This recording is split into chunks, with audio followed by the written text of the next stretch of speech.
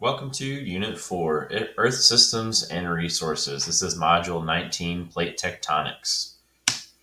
So our unit goals today are describe the layers of the Earth, explain how tectonic plate movement produces divergent, convergent, and transform boundaries, and then finally identify how global distribution of plate boundaries predicts the locations of geological events.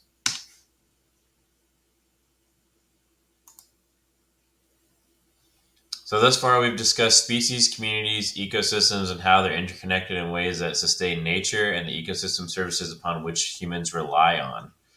In this unit, we will place our focus on the scale of the biosphere, so the entire Earth, to understand various systems of it, including the different layers inside of our planet, how soil forms, composition of our atmosphere, and global patterns of air circulations that drive global weather. In this first module, we'll focus on the surface of the Earth.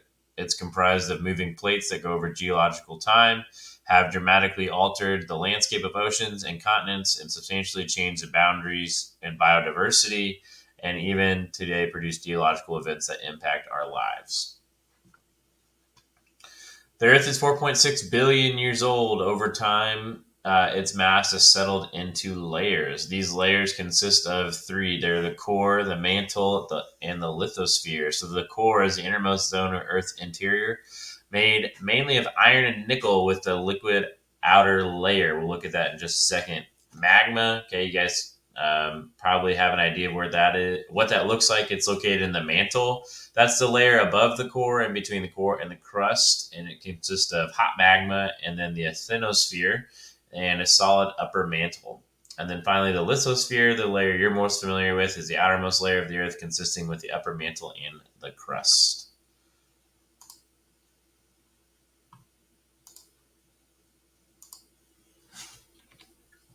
So again, here is a picture of that. So you have a solid inner core, a liquid outer core, and then you have the mantle right here where all the good stuff's happening, and then finally you have the crust or the lithosphere, which is this outer layer, and you can kind of see a cross section of that. So your magma from your mantle, your asthenosphere, then your solid upper mantle, and then finally your crust where we are. Ooh, sorry about that. Okay, so now we're on to our second topic, explain how tectonic plates movements produces divergent, convergent, and transformed boundaries. It's not always clear that continents and oceans on the Earth have moved over time. But in 1912, this guy named Alfred Wegener proposed the hypothesis that Earth land masses once existed together as one large landmass. Using evidence such as fossil locations, it became clear that continents had drifted apart over time. This is also known as the theory of plate tectonics, which explains that the Earth's plates are in constant motion. So, if you've looked at a map at any sort of length of time, you can kind of see what they are talking about. So, South America really fits kind of nicely in this little cove of Africa, more or less. And so that's kind of what Mr. Alfred was talking about, is these things kind of fit together pretty well. And another bit of evidence is the fossils that exist on both continents. You think that if we were all separated at one point, you probably wouldn't have the fossil on opposite sides of an ocean from each other. And so the Mesosaurus fossil, you can find it, or it has been found in southern South America and southern Africa. So that's kind of the evidence, as well as a lot of our pieces fit together. Okay, while the plates are constantly in motion, the plates get stuck next to each other and then give way, causing a quick motion. The effect of this is called an earthquake. So when the plates are moving together and one finally gives out, that's actually what you feel is an earthquake.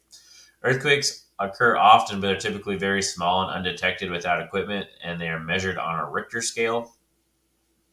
So you don't have to know much about the Richter scale for your AP test, but it is a good idea just to know about it for general life. So the Richter scale measures on a logarithmic scale, meaning that it factors of 10 per each unit. This means that an earthquake measured at 6 is 100 times more intense than measured at 4. Okay. Yeah, so a lot of people don't realize that earthquakes are happening all the time. We just don't really feel them because of how slow our tectonic plates are moving. And Missouri is actually on a pretty major fault line that if we were to ever have an earthquake here, it would be very intense. So the planet's core remains hot and surrounded by magma and plumes of it upward as well. I'm pretty sure you can probably guess what that's going to be called. These create hot spots where molten material from the mantle reaches the lithosphere. So it's coming here from the mantle and it's coming up and it's going to be right in the lithosphere.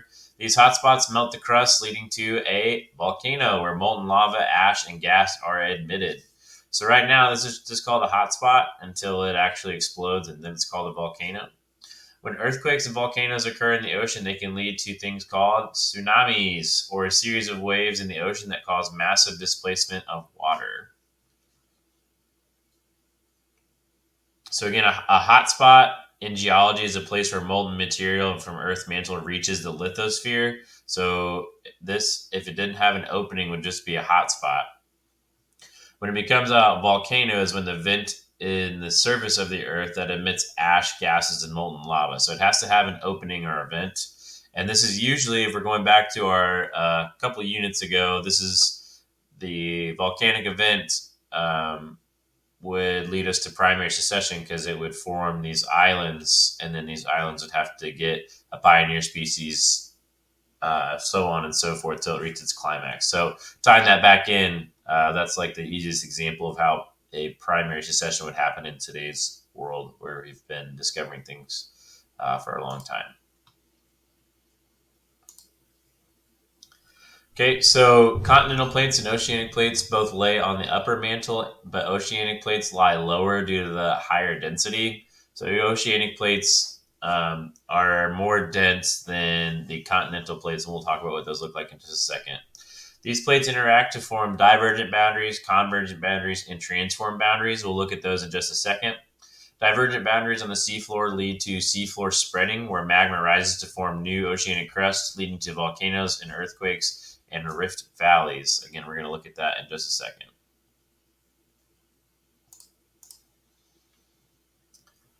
So what's happening is this magma, just as like a lava lamp would, it's getting hotter, rising, forming this new crust as this is spreading, cooling back down, going back towards the center, rising, getting hot, cooling, coming back down. And what happens is sometimes it will spread the seafloor, which makes it go in opposite directions, to divergent. And then it's spreading, it's creating new ocean floor. But this mass has to go somewhere. We can't just have it ball up. And so it'll come back down towards the mantle and get dissolved or just melted back because it's so hot, and it'll go back down. So it's going up, spreading, coming back down, being melted, going up, circulation, just like a lava lamp would. Give you a minute just to look at this.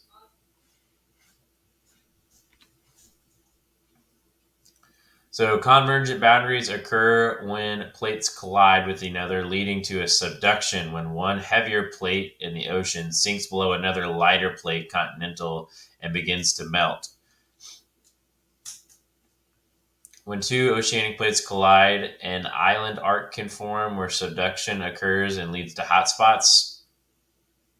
When two continental plates collide, they form a collision zone, which pushes up the crust, forming a mountain range.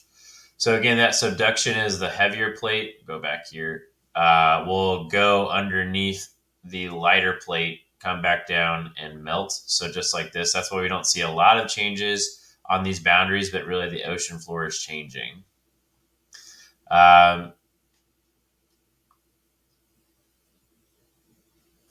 Okay, so an island arc is when this happens in the ocean, and instead of a subduction, because they're both the same density, they're going to push up and form our volcanoes or our heat vents that are in the ocean.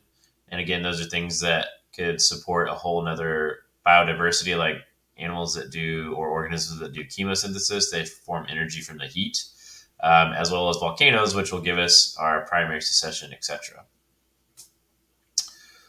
Okay, transform boundaries are when plates move sideways past each other, leading to a fault or a fracture in the rock or the crust. So in North America, we have a pretty famous one in California, the San Andreas Fault. So parts of California, obviously towards the coast, you have two different plates here: the Pacific plate for the ocean, and then a North American plate. And these things are moving past each other. It's predicted that eventually, at one point, this part of California will actually be up by Alaska.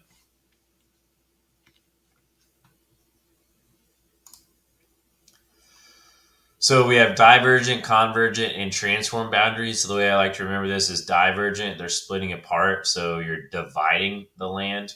Okay, so it's going to be a division. Convergent, they're coming together. So they're convergent coming together.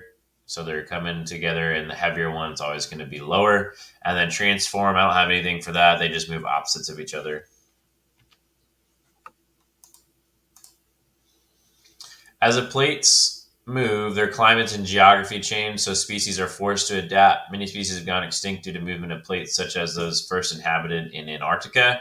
Comparatively, those in Australia have remained and evolved along different lines. So that would make sense, right? If your area is moving, you're going to have to experience whether you're getting hotter or colder, or if your mass is just going back into the mantle of being melted, you're going to have to find somewhere else to live, and so that might be hard. Even though this does happen on a relatively slow time scale. So this is kind of an area of our plate tectonics. And so we have different zones like spreading zones and then subduction zones, collision zones, and other plate boundaries in the directions of these movements. So you don't need to necessarily memorize this, but it would be a good idea to kind of know where exactly these things are. So spreading zone, you can see we just talked about the San Andreas Fault. So this is a plate boundary right there. And as you get a little bit away from it and more in the ocean, we can see that that's spreading, just like we talked about with on this slide right here. This would be an example of what's happening there.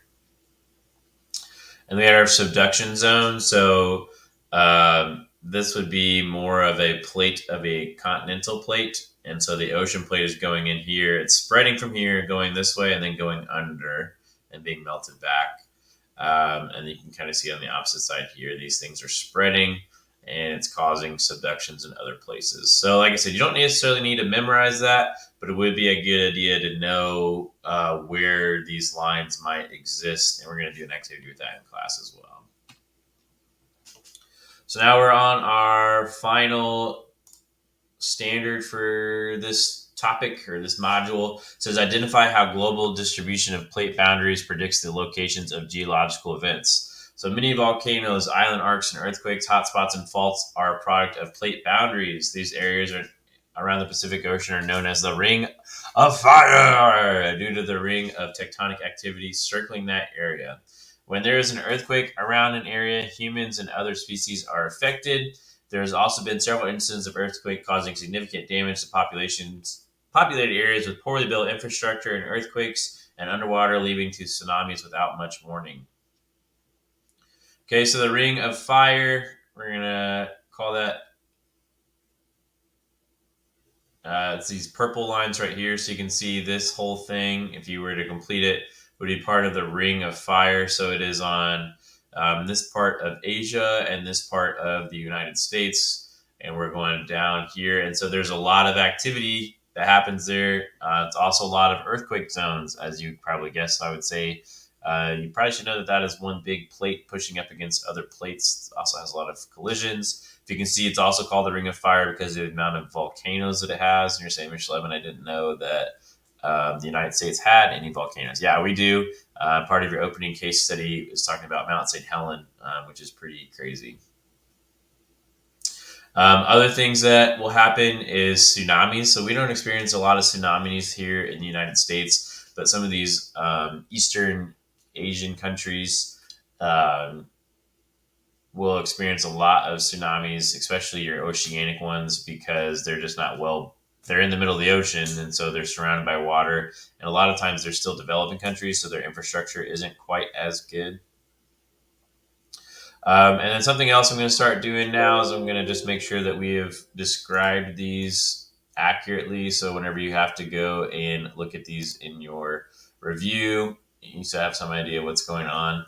So describe the layers of the Earth. The center of the Earth has a solid core that is surrounded by a liquid core. Outside of these layers is magma, the asthenosphere, and the lithosphere. That's how I would answer that question. Okay, second one, explain how tectonic plates movement produces divergent, convergent, and transform boundaries. So tectonic plates are continuously moving as underlying magma circulates, and they interact at a convergent and divergent and transform boundaries. The movement of these plates over millions of years has caused dramatic changes in biodiversity around the world. The planet remains very hot in the center, and this heat causes plumes of hot magma to well up towards the mantle and produce volcanoes and hotspots. Earthquakes occur along the jagged edges of plates that rub together, and mountains pressure causes the plates that ultimately slip.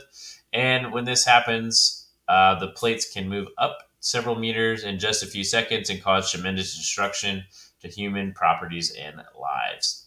And then finally, how does the global distribution of plate boundaries predict the locations of certain geological events? So earthquakes and volcanoes are concentrated in the areas around plate boundaries. The volcanoes can be found away from these boundaries, where there are hotspots of magma flowing up to the surface, such as a hotspot that formed the Hawaiian Islands. So hopefully that helps you. Let me know if you have any questions. Thanks.